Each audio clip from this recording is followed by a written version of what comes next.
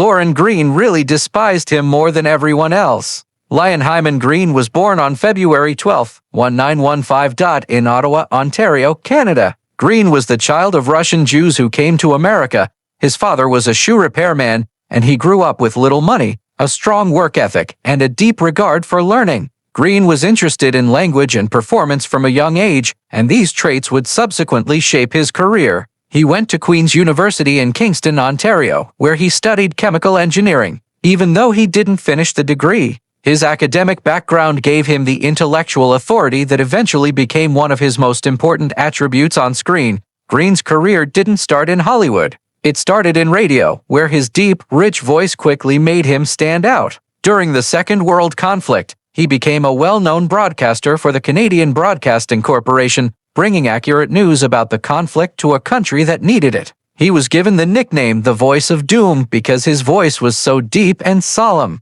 He routinely recounted battlefield deaths and bad news from the front. Even when things were serious, though, his speech still gave people comfort, clarity, and trust. He had traits that made him one of the most regarded broadcasters in Canada at the time. After the war, Greene became an actor. He brought with him a sense of authority and sincerity that was more natural than theatrical. He first worked in Canadian movies and then in Hollywood movies, where he often played military officials, judges, or moral authority figures. Lauren Greene became an international sensation on TV, even though she was doing well in movies. He played Ben Cartwright in the NBC Western show Bonanza in 1959. Greene played the widowed head of the Cartwright household. He was strong, caring, and honest. Ben Cartwright was more than just a hero of the West. He was a kind parent, a moral guide, and a role model for principled leadership at a time when America was going through a lot of social change. From 1959 to 1973, Bonanza lasted for 14 seasons.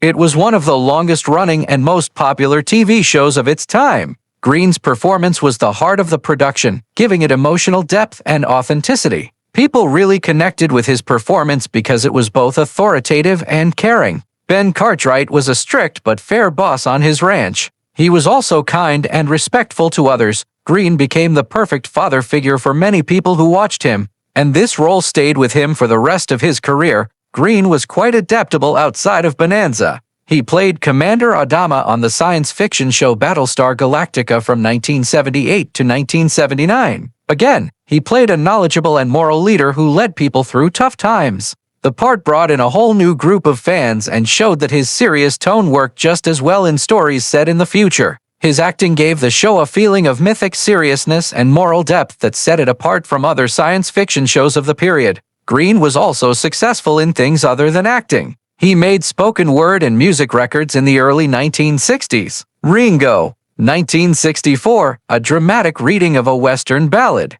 was his most renowned album and became a surprise hit. Reaching the top of the charts, this accomplishment demonstrated another facet of his brilliance and confirmed the lasting allure of his voice. People knew Lauren Greene for being professional, humble, and curious about new things throughout his life. He was very interested in ecology, flying, and protecting wildlife. He also hosted documentaries and instructional programs. Later in life, he dealt with fame with care, never letting it get in the way of his ideals or sense of purpose. People who worked with him always said he was kind, disciplined, and generous, and he was a mentor both on and off set. Lauren Greene's personal life was very different from the strong, commanding presence he had on film. He was very committed to his family, had long-lasting relationships, and had a calm feeling of responsibility that was similar to the dignified authority he often played in his professional life. Greene was married twice during his life. Each marriage was a new chapter in his life, formed by the demands of his job, his own growth, and his emotional maturity. In 1938, when he was still a young man trying to make a name for himself in the competitive fields of radio and broadcasting, Greene married Rita Hands of Toronto. This was before he became famous throughout the world and during the time he was learning how to be a radio host and actor for the Canadian Broadcasting Corporation. Greene and Rita were married because they had a lot in common and worked hard together during a time when Greene was working on his distinctive, resonant voice and building the strong work ethic that would eventually make him successful. Their marriage lasted for more than 20 years, through the rough years of World War II and the years after it.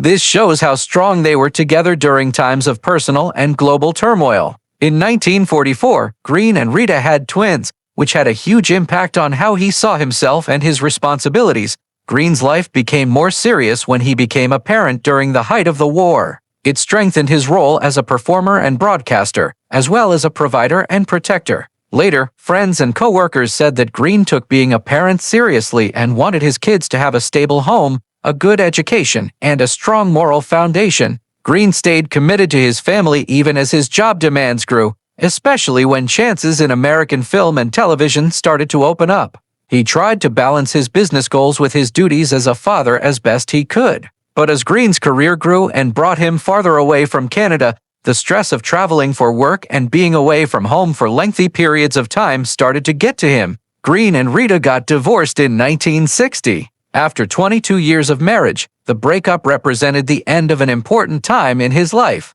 one that included his childhood, early ambitions, and the experiences that helped him become the man and performer he is today, even though the marriage ended. Greene's role as a father did not change, and he kept in touch with his kids even though his work life became a lot busier. Greene married Nancy Deal in 1961, starting the most stable and long-lasting relationship of his life. This second marriage happened at the height of his fame, especially when he played Ben Cartwright on Bonanza. Nancy Deal helped Greene stay grounded emotionally during a time when he was getting a lot of public attention and professional pressure. Greene was a more experienced man when he got married this time than he had been in the past. He was more self-aware, more secure, and better able to balance his personal life with his demanding job. Greene and Nancy had one kid together, which made his life as a father even better when he was older. This time as a parent felt different emotionally than his first few years. Greene was older, wiser, and more thoughtful now, and those traits shaped how he lived with his family.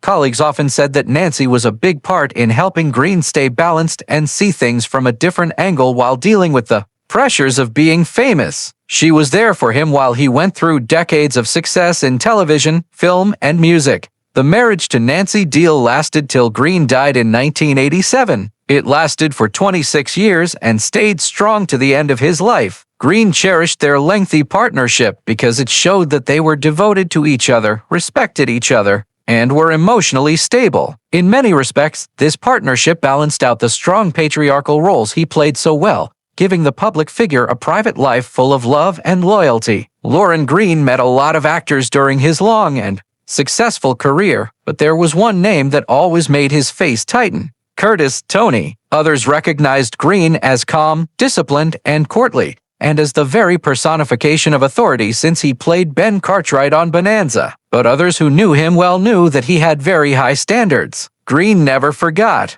when those rules were broken, and he didn't forgive quickly either. Greene thought that acting was a job that needed respect, preparation, and humility. In his perspective, Tony Curtis was the opposite. Curtis was very talented, pleasant, and very successful. But to Greene, he was a sign of what Hollywood was becoming, not what it used to be. Greene was said to be angry with Curtis's showy personality, his focus on being a celebrity, and what Greene saw as a lack of seriousness about the craft. He acted like it was a game. Curtis once remarked something about Greene: being noticed and loved was important to him. It was about discipline and being responsible to the audience for me. The strain didn't come from one big fight. It built up over time from many small problems. Greene, who had worked his way up through radio, classical training, and wartime broadcasting, prized being ready above all else. Curtis, on the other hand, was noted for his natural manner and often rude behavior on set. Greene is said to have found this very annoying. "I don't mind talent," Greene said, "but I hate being careless. Talent without respect is just noise." Curtis's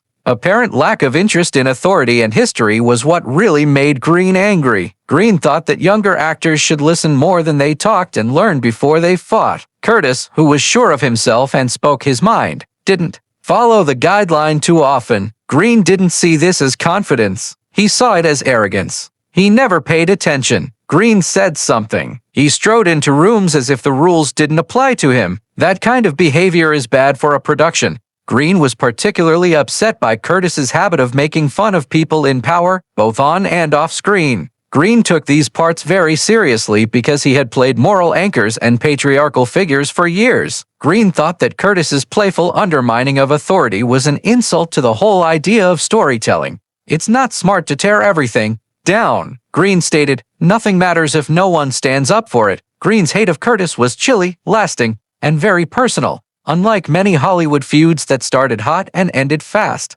he didn't complain or try to get attention from it. He carried it softly, only bringing up Curtis when he had to, and usually with clear disdain.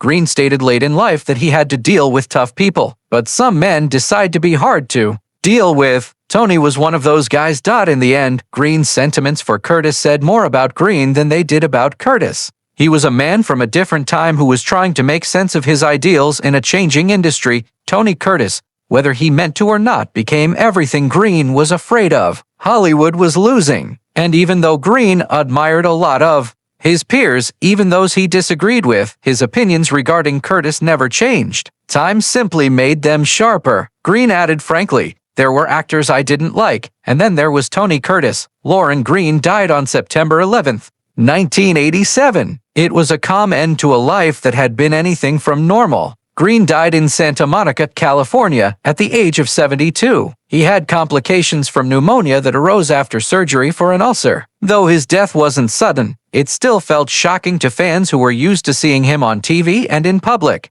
life all the time. He was known for his authority, warmth, and voice, which had once been termed the voice of Canada. In the months before he died, Greene was dealing with health problems that were a result of his age and the physical toll of working nonstop in radio, TV, movies, and public appearances for decades. Surgery for ulcers, which is hazardous on its own, put more stress on his body, making it harder for him to heal when he needed strength and resilience. During this weak time, pneumonia set in, which is especially deadly for older people. Greene couldn't get better even though he got competent medical care at St. John's Hospital in Santa Monica, which is one of the area's most regarded hospitals. He didn't die because of one big disaster, but because of a lot of small problems that came together. This is all too often for older performers whose life had been defined by discipline and perseverance. After he died, Greene was buried at Hillside Memorial Park Cemetery in Culver City, California. The choice of burial spot was both respectful and meaningful. Hillside Memorial Park has been the ultimate resting place for many famous people in entertainment, culture, and public life. Greene's burial there put him in the company of other people who helped shape American media in the 20th century. The cemetery itself was peaceful and well kept, making it an appropriate place for someone whose career had been marked by respect and seriousness. It wasn't a showy or dramatic